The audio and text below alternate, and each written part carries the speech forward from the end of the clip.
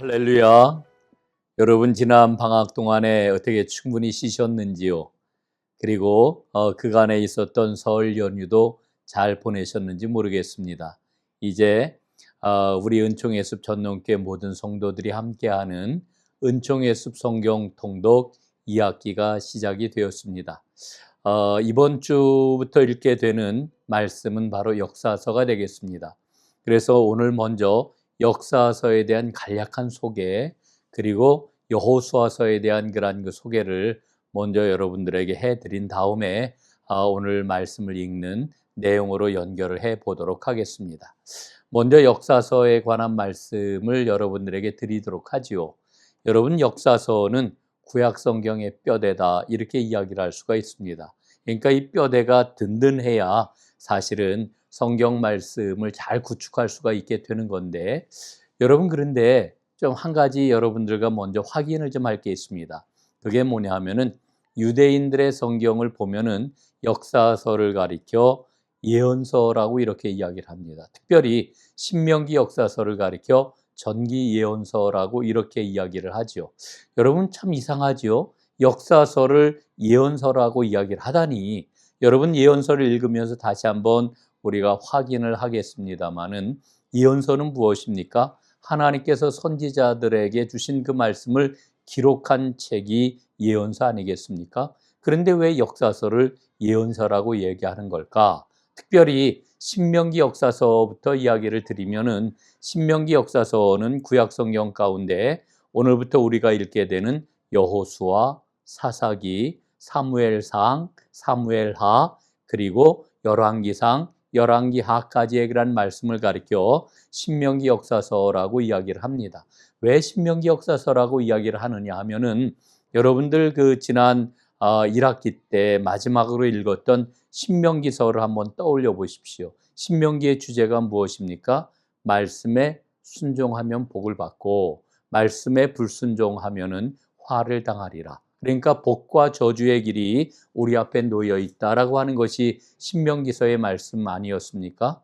그런데 실제로 이스라엘 역사를 살펴보게 되면은 하나님 앞에 거듭해서 불순종하고 또 불순종하고 불순종해서 결국은 나라가 망하고 말았지요. 그래서 후대에 이제 지나온 역사를 하나님의 말씀, 하나님의 그 거룩한 계명, 시내산 언약에 비추어 보았을 때에 우리의 역사가 어떠했는가, 순종의 역사였는가, 불순종의 역사였는가라고 하는 관점으로 쓰여진 책을 우리가 신명기 역사서라고 이렇게 이야기하는 겁니다. 그래서 그런 관점에서 보면은 이 역사서를 예언서라고 이렇게 이야기를 하고 있는 거지요. 예언서를 우리가 이제 다루게 될 때에 또 한 번 이야기를 하겠습니다마는, 예언자들 그러면은 우리가 수많은 예언자들을 떠올리게 되지 않습니까? 특별히 문서 예언자 그러면은 이사야 선지자, 뭐 예레미야 선지자, 혹은 에스겔 선지자, 무슨 뭐 여러 가지 선지자들을 우리가 떠올리게 되는데, 여러분이 선지자들이 말씀을 선포할 때 그들의 그러한 그 말씀의 토대는 무엇이었을까요? 그 토대는 바로 시내산 언약입니다. 하나님께서 주셨던 그 말씀, 그 율법, 그것이 바로 그들의 그 말씀 선포의 토대였던 겁니다. 그런 측면에서 볼 때에 이 신명기 역사서를 전기 예언서라고 이렇게 분류한 것은 굉장히 뜻깊다. 그리고 이 역사서를 어떤 눈으로 우리가 봐야 되느냐라고 하는 것이 굉장히 중요한 것이로구나 하는 것을 깨닫게 됩니다. 이 역사서를 크게 세 가지 그 부류로 다 나누게 됩니다. 첫 번째로는 신정기 이 역사서, 두 번째로는 왕정기 역사서, 세 번째는 회복기 역사서, 이렇게 분류를 합니다. 신정기 역사서라고 하는 것은 바로 여호수아, 사사기, 룻기 같은 그런 그 책이고요. 그 다음에 왕정기 역사서는 말 그대로 이스라엘의 왕국이 세워지고 왕이 통치했을 때의 역사를 가리키는 겁니다. 그래서 사무엘 상하, 열왕기 상하, 역대기 상하, 이런 말씀들을 우리가 왕정기 역사서라고 이렇게 이야기하고요. 그 다음에 회복기 역사서는 에스라, 느헤미야, 에스더로 구성이 되어 있는 이와 같은 책이라고 이야기할 수 있습니다. 자, 이 역사서를 보면서 우리가 꼭 기억을 해야 될 게 있는데, 하나님께서는 영웅적 인물이나 혹은 국가 권력이 세상을 구원하는 방편이라고 말씀하시지 않는다는 것입니다. 하나님은 하나님을 신뢰하는 믿음의 사람, 이 사람들을 통해서 세상을 구원하는 통로가 되도록 이들을 사용하시는 분이라고 하는 것을 우리는 역사서를 통해서 발견하게 되는 거지요. 자, 이를테면은 정복기의 여호수아나 룻 같은 사람, 또 왕정기의 다윗이나 혹은 히스기야나 요시야 같은 사람, 그리고 회복기의 에스라나 느헤미야, 에스더 같은 사람을 이게 하나님께서 사용하신 하나님의 구원의 통로였구나라고 하는 것을 발견을 하게 됩니다. 또 한 가지 이 역사서를 읽으면서 깨닫는 것은 아무리 혹독한 어려움과 고난이 있다 할지라도 하나님께서는 그 고난을 통해서 하나님의 백성들을 다듬으시는 분이구나 라고 하는 것을 깨닫고요. 또한 뿐만 아니라 역사의 여러 상황 가운데서 하나님 앞에 어떻게 응답하느냐가 그 역사가 전개되는 데 있어서 매우 중요한 요인이구나라고 하는 것을 우리는 발견하게 될 것입니다. 자, 표를 한번 보시기를 바랍니다. 자, 이 표를 보게 될 것 같으면은 신정기 역사서로다 여호수아, 사사기, 룻기 이렇게 기록이 되어 있죠. 여호수아는 여호수아의 정복기라고 얘기할 수 있고요. 사사기는 사사 시대의 정착기를 기록했습니다. 룻기는 룻을 통한 회복의 이야기고요. 이제 왕정기로 넘어가게 되면은 사무엘 상하, 열왕기 상하, 역대기 상하가 있는데, 사무엘기는 사사에서 왕을 세우는 이야기, 그 다음에 열왕기는 통일 왕국에서 분열 왕국으로 넘어가 나라가 어떻게 되는가 하는 이야기, 그리고 역대기는 남유다는 과연 어떠한 그런 나라냐라고 하는 것을 재해석하는 이와 같은 이야기. 그 다음에 회복기의 역사서를 봅니다.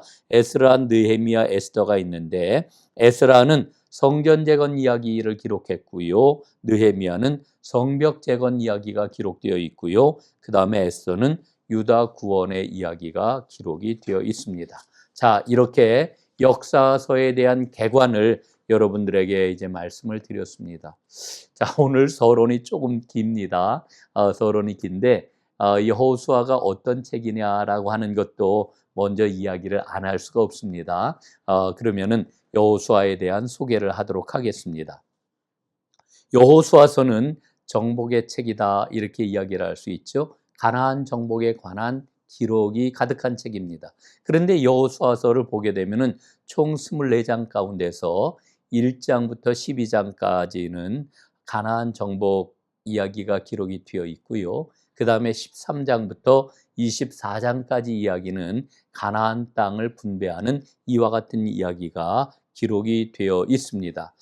가나안 정복 전쟁의 그런 그 순서를 보면은 제일 먼저 중부 지역을 정복했고요. 그 다음에 두 번째로는 남부 지역을 정복을 했고, 그리고 다시 위로 올라가서 북부 지역을 정복을 했습니다. 자, 그 다음에 땅을 분배하는, 기업을 분배하는 그러한 그 이야기를 보게 되면은 분배 과정은 요단 동편에서 두 지파 반, 그리고 요단 서편, 가나안 땅이죠. 그곳에서 나머지 지파들을 분배하고, 그리고 마지막으로는 레위 지파는 기업을 받지 못하고 전국으로 흩어지게 되는데, 전국 48개 성읍에서 이제 레위 지파들은 살게 됩니다. 그리고 레위 지파들의 성읍 가운데 동쪽에 3군데, 서쪽에 3군데, 도합 6군데의 도피성을 하나님께서 세우시는 이와 같은 장면을 우리는 읽게 될 것입니다.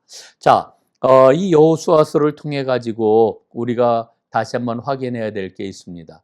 여러분, 모세는 이스라엘 최고의 그러한 그 지도자입니다. 그러나 모세는 광야 1세대에 거듭되는 불순종으로 인해 가지고 그는 가나안 땅에 들어가지를 못하고 그 광야 1세대와 함께 광야에서의 생애를 마감을 하게 되죠. 거기에 비해서 여호수아는 모세의 시종이면서 모세의 후임자가 되었는데, 이 여호수아는 광야 2세대와 함께 일사불란한 순종을 통해 가지고 가나안 정복을 이루어냈고 가나안 땅을 분배하는 이와 같은 역사적인 과업을 완수했다라고 하는 것을 보게 됩니다. 자, 그런데 또 한 가지 우리가 기억을 해야 될 게 있는데, 여호수아서에서 정복의 분량만큼이나 땅을 분배하는 것에 대한 그러한 그 할애를 하고 있는 것을 우리는 보게 되는데요. 정복하는 것도 중요하지만 분배와 나눔도 그만큼 하나님의 나라 건강한 사회를 이루는데 꼭 필요한 일이었다라고 하는 것을 우리는 보게 됩니다. 또 한 가지 가나안 정복 전쟁을 하면서 우리가 꼭 기억해야 될 게 있습니다. 그게 뭐냐면은 여호와께서 진멸하라 이렇게 명령하시는 겁니다. 이 진멸이라고 하는 게 뭘까? 여러분 고대 전쟁의 중요한 이유 가운데 하나가 뭔지 여러분 아시나요? 바로 뭐냐면 경제적 약탈이 전쟁의 굉장히 중요한 목적이었다는 겁니다. 전쟁에서 이기게 되면은 경제적인 큰 이득을 그 전쟁을 통해 가지고 얻어야 되겠다라고 하는 게 전쟁의 목적이었다라고 하는 거죠. 그러나 가나안 정복 전쟁은 그런 고대 전쟁하고 완전히 궤를 달리했습니다. 하나님께서는 이방 우상을 진멸하라. 그리고 가나안 족속들의 문화나 가나안 족속들의 도덕적인 그러한 그 타락을 절대로 본받지 말아라. 그래서 진멸을 말씀을 하시는 겁니다. 왜 그럴까요? 그 진멸을 통해 가지고 하나님께서는 이스라엘 민족을 거룩한 하나님의 나라로 세우시고 그 나라를 통하여서 하나님의 큰 구원의 계획을 이어가기를 원하셨기 때문에 그렇습니다. 그래서 가나안 정복 전쟁의 그러한 그 틀을 우리는 어떻게 봐야 되느냐? 하나님의 거룩함을 세우는 그와 같은 과정이로구나. 이런 눈을 가지고 가나안 정복 전쟁을 보는 것이 굉장히 중요하다. 이렇게 말씀을 드릴 수가 있습니다. 자, 표를 한번 보시기 바랍니다. 여호수아는 크게 두 부분으로 나누어진다 그랬죠. 가나안 정복에 관한 말씀이 1장부터 12장까지의 그런 그 말씀입니다. 첫째는 가나안 진입 1장부터 5장까지, 그 다음에 가나안 중부 지역 점령이 6장부터 8장까지, 그리고 가나안 남부 정복이 9장과 10장, 그리고 가나안 북부 정복이 11장과 12장에 기록이 되어 있습니다. 그리고 13장부터 24장까지의 말씀은 이제 가나안 분배를 일러주는 그런 그 말씀인데, 요단 동편의 그런 그 분배 13장에, 그 다음에 요단 서편의 분배는 14장부터 19장까지, 그리고 레위 지파를 이제 48개의 성읍으로 다 나누어 주고, 그리고 도피성을 세우는 그런 말씀이 20장에, 그리고 22장부터 24장까지의 말씀은 여호수아의 고별 설교가 되겠습니다. 자, 이렇게 여호수아서에 대한 간략한 그런 그 소개를 여러분들에게 해드렸습니다. 자, 그러면은 이제 오늘 우리가 읽을 분량은 여호수아서 1장부터 12장까지 말씀입니다. 여호수아서 1장부터 12장까지는 가나안 정복에 관한 말씀이지요. 모세가 죽은 후에 여호수아는 요단강을 건넜고요. 그리고 가나안을 정복을 했습니다. 그래서 가나안 서쪽 편에서 31명의 왕들을 정복을 하게 됩니다. 자, 우선 여러분 한번 지도를 보시기를 바랍니다. 자, 지도 보이시죠? 자, 이 지도를 보게 되면은 지도에 이 보라색으로 되어 있는 이 부분이 뭐냐 하면은 이스라엘이 가나안 땅을 정복한 그런 그 지역이 되겠습니다. 그리고 녹색으로 되어 있는 그러한 그 땅은 미정복 지역이 되겠습니다. 사실은 가나안 정복 전쟁은 미완의 정복이라고 이렇게 이야기를 할 수가 있겠습니다. 자, 먼저 가나안 정복 순서를 다시 한번 보겠습니다. 뭐 중부 지역부터 이제 그 정복을 했는데, 첫 번째는 길갈은 요 지도에 지금 나와 있지 않은데 여리고 오른쪽으로 있는 한 4km쯤 떨어진 지역입니다. 그리고 여리고, 아이, 세겜, 기브온. 여러분 다 찾으셨나요? 예, 대략 지역을 그냥 보시기만 하면 됩니다. 그 다음에 중부를 점령하고 이제 남부로 내려가는데, 남부는 예루살렘 찾으셨죠? 헤브론 찾으셨죠? 야르뭇이 지금 여기 기록이 안 되어 있는데, 야르뭇은 게셀과 아이 사이쯤 되겠습니다. 그 다음에 라기스, 에글론, 막게다, 림나, 헤브론, 드빌이 되겠습니다. 여러분 여기에서 꼭 기억할 것은 예루살렘과 헤브론 정도가 되겠습니다. 자, 그 다음에 북부로 다 올라가겠습니다. 북부 맨 위에 보면 헤르몬산 밑에 라이스가 있고요. 그 다음에 하솔이 있죠. 자, 하솔, 그 다음에 마돈, 시므론, 무깃도. 무깃도는 요한계시록에도 나오는 것이죠. 무깃도, 게데스, 긴네렛 등이 이제 그 점령을 한 북부 지역 땅이 되겠습니다. 자, 1장부터 5장까지 말씀을 그럼 보겠습니다. 가나안 진입에 관한 말씀인데요.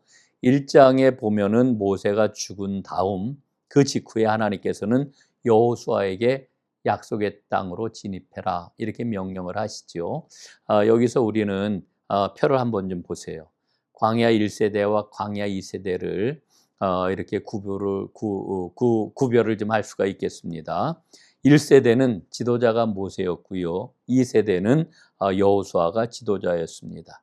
광야 1세대는 애굽을 탈출했고요. 광야 2세대는 가나안을 진입을 했습니다. 광야 1세대의 특징은 뭐냐면은 모세 혼자 거의 홀로 고군분투를 했다. 이렇게 생각할 수 있고요. 광야 2세대는 18절에 보니까 백성들이 적극적으로 협력했다 그랬습니다.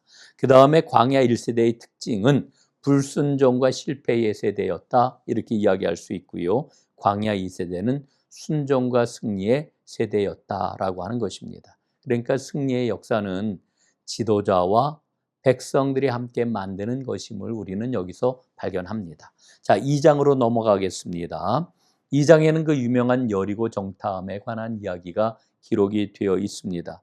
여리고는 가나안 땅으로 진입하는 관문이었습니다. 여리고를 함락하지 못하면 절대로 가나안 땅에 들어갈 수가 없었던 것이죠. 그런데 여리고는 난공불락의 요새요 가장 오래된 도시였습니다. 그런데 이 여리고를 점령을 하게 되는 것입니다.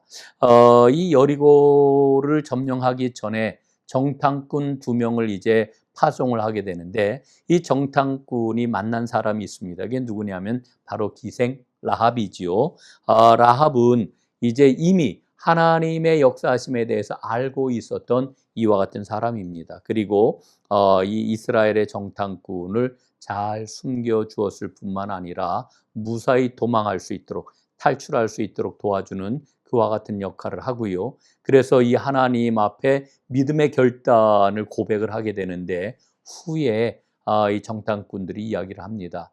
붉은 줄을 창문에 내걸게 되면은 여리고성이 함락될 때에 구원을 받으리라. 이런 그 이야기를 하고 실제로 나중에 구원을 받게 되지요. 이 붉은 줄은 바로 예수 그리스도의 보혈을 상징하는 예표로다 우리가 읽습니다. 자, 이제 3장으로 넘어가겠습니다. 3장에는 요단강을 건너온 사건이 기록이 되어 있죠. 여러분, 요단강을 건너면서 우리는 홍해바다를 건넜던 것하고 좀 비교를 해볼 필요가 있습니다. 표를 한번 보시기를 바랍니다. 자, 홍해바다를 건널 때는 적군이 쫓아오는 가운데 건넜습니다. 요단강을 건널 때는 적진을 향해 가는 중에 건넌 것입니다. 그 다음에 홍해바다는 밤새 정신없이 건넜고요. 그 다음에 요단강은 낮에 아주 정신을 똑바로 차리고 건넜습니다. 그리고 홍해바다는 하나님이 동풍으로 강력하게 바다를 말리신 다음에 건넜고요. 그 다음에 이 요단을 건널 때에는 제사장들이 제일 먼저 더더에게 그 아주 무섭게 흐르는 강물에 발을 담근 헌신을 통해 가지고 강물이 멈춰섰습니다. 그래서 건넜지요. 그래서 이 홍해를 건넌 것은 비자발적, 상황적 순종의 역사다. 이렇게 이야기를 한다면 요단강은 자발적이고 의적인 순종에 도하였다. 이렇게 이야기할 수가 있겠습니다. 자, 이제 4장으로 넘어가겠습니다. 4장에는 길갈에 세운 기념비가 기록이 되어 있죠. 요단강을 건넌 그 놀라운 역사를 경험을 하고 12지파에 하나씩 도를 해서 12개의 기념비를 세우는 그 기록이 4장에 나와 있습니다. 5장으로 넘어가겠습니다. 5장에는 길갈에서 이제 행한 할례와 유월절이 기록이 되어 있습니다.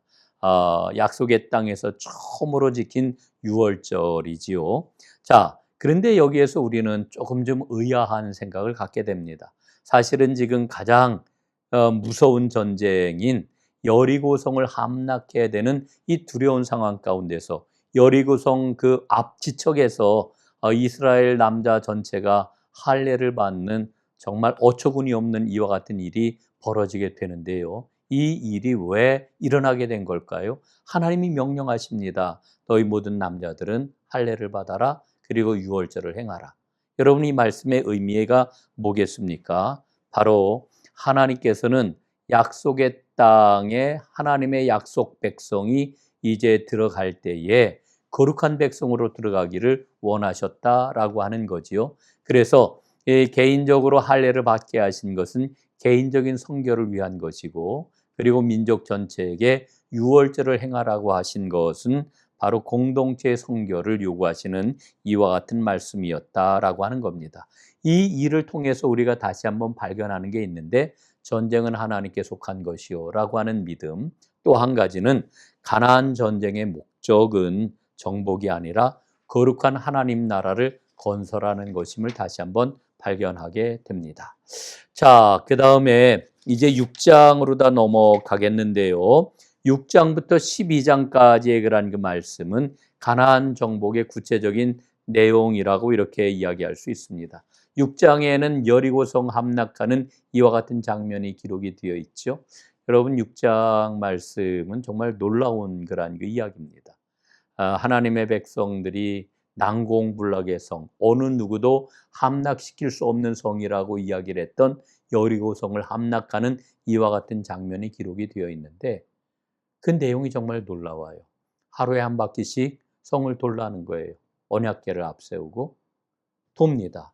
하루 이틀, 사흘 이렇게 해서 이제 7일째 되는 날에는 7바퀴를 돌라 말씀을 하시고, 그동안에는 단 한 목소리도 내지 말아라 침묵을 요구하셨는데, 마지막 양각 나팔 소리가 들릴 때에 온 백성들이 함성을 지르라고 이렇게 말씀을 하십니다. 그래서 그렇게 했을 때 여리고성이 무너져 내렸고 일순간에, 그래서 성을 함락했다라고 하는 것이 이 여리고성 함락의 그러한 그 이야기이지요.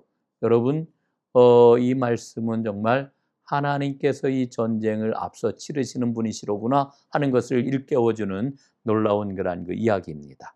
자, 7장 말씀을 보겠습니다. 그 다음에 이제 싸우게 되는 그러한 그 성은 바로 아이성이었는데, 아이성은 쉽게 함락할 것이라고 생각했습니다. 아이성, 우리 발음으로도 아이니까 작아 보이잖아요. 아이성은 매우 작은 성이었습니다. 여리고성에 비하면은 식은 죽 먹기였습니다. 그런데 이스라엘이 아이성 함락을 시도하다가 여기에서 아주 처절하게 실패를 하고 말지요. 싸움에서 졌습니다. 그 원인이 무엇인가 살펴보았더니, 하나님께서 거룩하게 성별하라고 하신 그 물건을 아간이라고 하는 사람이 도둑질을 해서 자기 텐트 밑에 훔쳐서 숨겨 놓았던 것입니다. 그게 발각이 되었고 결국 아간은 죽임을 당하게 되지요. 그를 묻은 골짜기를 아골골짜기라고 하는 이와 같은 그러한 이름을 붙이게 되었습니다. 자, 여기에서 우리는 아간이 훔친 그와 같은 그러한 도둑질을 한 사건을 통해서 하나님이 진멸하라, 또 하나님의 것을 구별하라 하신 이 말씀의 의미를 좀 다시 한번 생각을 해볼 필요가 있습니다. 왜 하나님은 가나안 족속을 진멸하라고 이렇게 말씀을 하셨을까? 첫 번째로는 그들에게는 죄악이 가득했기 때문입니다. 두 번째는 우상 숭배가 근절이 되어야 된다라고 하는 하나님의 선포입니다. 세 번째는 아까도 말씀을 드렸죠. 고대 전쟁의 목적이었던 전리품을 취득하는 약탈 전쟁을 하나님께서는 취하지 못하도록 하십니다.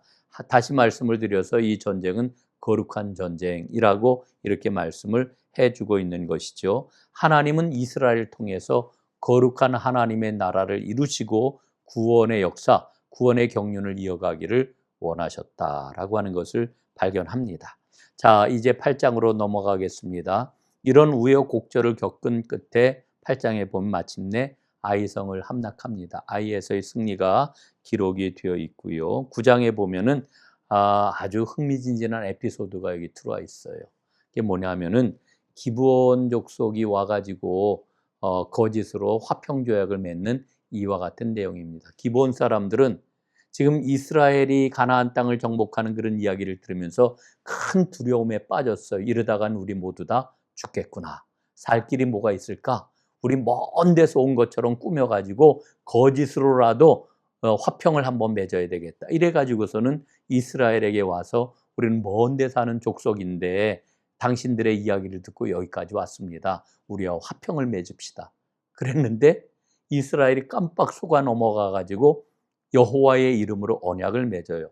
나중에 다 들통이 나지요. 그럼에도 불구하고 하나님의 이름으로 맺은 그와 같은 계약이기 때문에, 언약이기 때문에 꼭 지켜야 된다. 이렇게 그 언약을 지키게 돼서 기브온은 살아남게 됩니다. 아더 핑크라고 하는 주석가는 이 장면을 가리켜서 아주 흥미롭게 이렇게 표현을 했습니다. 이스라엘이 속았지만은 명예로운 처신이었다. 이렇게 이야기를 합니다. 그리고 이게 후일담입니다만은 후에 이 기브온 사람들은 느디님이 되었습니다. 성전 봉사자들이 되었다라고 하는 거죠. 이건 하나님의 놀라운 역사의 반전이다라고 하는 생각을 갖습니다. 자, 이제 10장입니다. 남북 가나안 정복을 쭉 기록을 했는데 그 가운데 기브온 위에 머무르는 태양 이야기가 아주 흥미진진하게 기록이 되어 있죠. 저 어렸을 때 이 이야기를 듣고 얼마나 가슴이 뛰었는지 모릅니다. 아주 굉장히 재밌는 그런 그 이야기니까 잘 읽어보시기 바랍니다. 그 다음에 11장 북부 가나안 정복 이야기가 기록이 되어 있고요. 그 다음에 12장에는 가나안 정복 전쟁에 대한 요약이 기록이 되어 있는데 정복당한 왕들의 명단이 쭉 나옵니다. 모두 다 세어보면은 가나안 땅에 있는 왕들 31명, 그 다음에 그 요단 동편에 있는 왕들 2명, 총 합해가지고 33명의 명단이 기록이 되어 있습니다. 자, 이렇게 오늘 우리가 1장부터 12장까지 말씀을 읽게 되는데 요약을 하겠습니다. 첫 번째, 하나님은 능력보다 순결을 요구하시는 분이시다. 두 번째, 하나님은 우리보다 앞서서 싸우시는 대장이 되시는 분이시다. 세 번째, 하나님은 악이라면 남은 것까지라도 완전히 제거하기를 원하시는 이와 같은 분이시다. 하나님께서 오늘도 우리 가운데 역사하시기를 원합니다. 성경 통독의 길을 함께 달려가는 여러분들 축복합니다. 사랑합니다.